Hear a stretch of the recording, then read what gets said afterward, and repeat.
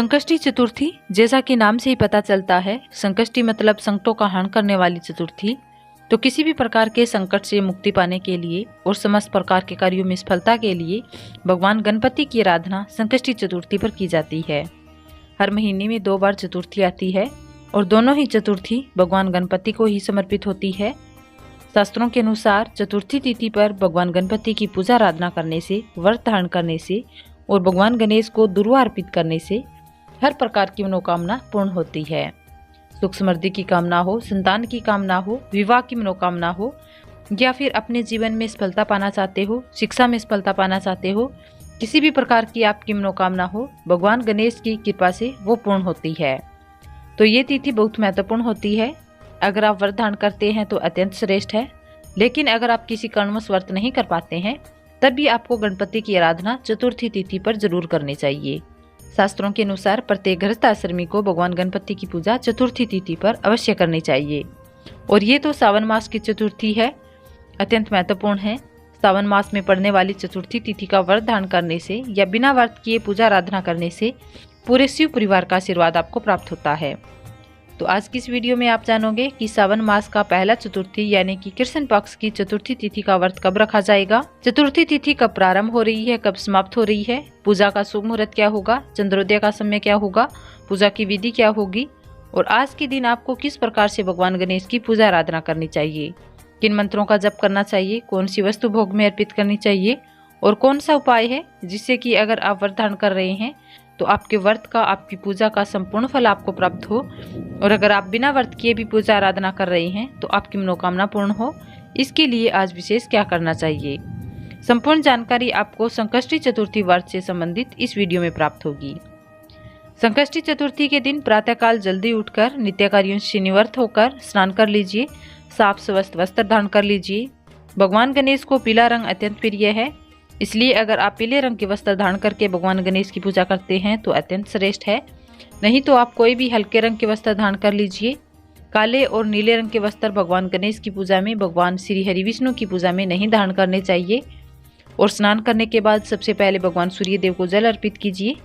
उसके बाद अपने घर के मंदिर में आकर भगवान गणेश की विधि विधान से पूजा कर लीजिए। शुद्ध घी का दीपक भगवान गणेश के सामने प्रज्वलित कर दीजिए। दाहिने हाथ में जल, पुष्प और अक्षत लेकर व्रत का संकल्प ले लीजिए कि आज आप संकष्टी चतुर्थी का व्रत धारण कर रहे हैं। अगर आपकी कोई विशेष मनोकामना है जिसके लिए आप ये व्रत धारण कर रहे हैं तो अपनी मनोकामना भी भगवान गणेश से कहिए और भगवान गणेश से प्रार्थना कीजिए कि आपकी पूजा, आपका व्रत, आपकी प्रार्थना भगवान गणपति जी स्वीकार करें और उसका शुभ फल आपको प्रदान करें। और व्रत में, पूजा पाठ में जाने अनजाने में किसी भी प्रकार की भूल चूक हो जाए उसके लिए क्षमा प्रार्थना कर लीजिए।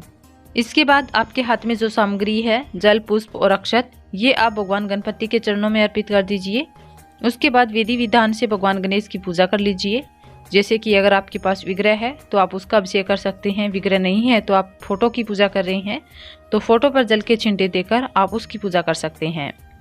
भगवान गणेश का अभिषेक करने के बाद उन्हें पीले वस्त्र अर्पित कर चंदन से, हल्दी से और अक्षत से भगवान गणेश को तिलक करना चाहिए। सिंदूर भगवान गणेश को जरूर अर्पित करना चाहिए। मस्तक पर भगवान गणपति के सिंदूर अर्पित करने से, सिंदूर का तिलक करने से सुख समृद्धि की प्राप्ति होती है, सौभाग्य में वृद्धि होती है, अखंड सौभाग्य की प्राप्ति होती है और मन चाहे जीवन साथी की कामना भी पूर्ण होती है। भगवान गणेश को सिंदूर से तिलक अवश्य करना चाहिए।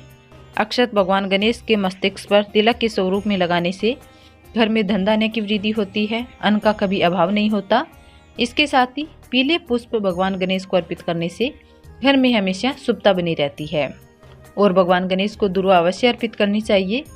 21, 11 या आप अधिक मात्रा में 108 दुर्वा भी अर्पित कर सकते हैं। इनकी माला बनाकर आप भगवान गणेश को अर्पित कर सकते हैं। इससे आपकी किसी भी प्रकार की कामना हो पूर्ण होती है। तो विधि विधान से जो भी सामग्री आपके पास है उसी से भगवान गणेश का पूजन कर लीजिए। भगवान गणेश को आप जो भोग अर्पित करते हैं, आप चाहे तो मोतीचूर के लड्डू का भोग अर्पित कर सकते हैं, मोदक का भोग अर्पित कर सकते हैं या गुड़ का भोग अर्पित कर सकते हैं।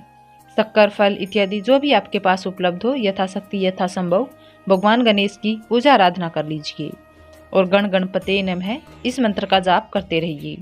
पूजा कभी भी मौन रहकर नहीं करनी चाहिए, इसलिए मंत्रों का जप करते हुए ही पूजा करनी चाहिए। आप किसी भी मंत्र का जाप कर सकते हैं। पूजा पूर्ण करने के बाद भगवान गणेश की कपूर से आरती कर लीजिए। इसके बाद अगर आप दिन में व्रत धारण करते हैं तो आप चाहे तो निर्जला व्रत भी धारण कर सकते हैं या फिर फलाहार के द्वारा फल इत्यादि लेकर भी व्रत कर सकते हैं।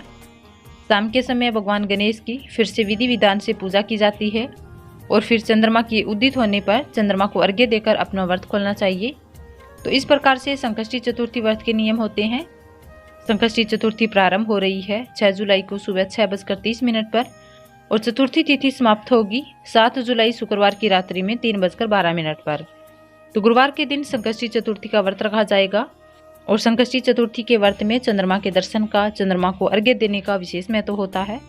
तो चंद्रोदय का समय रहेगा 6 जुलाई को रात्रि में 10:12 पर। इसी समय आप चंद्रमा को अर्घ्य देकर अपना व्रत खोल सकते हैं।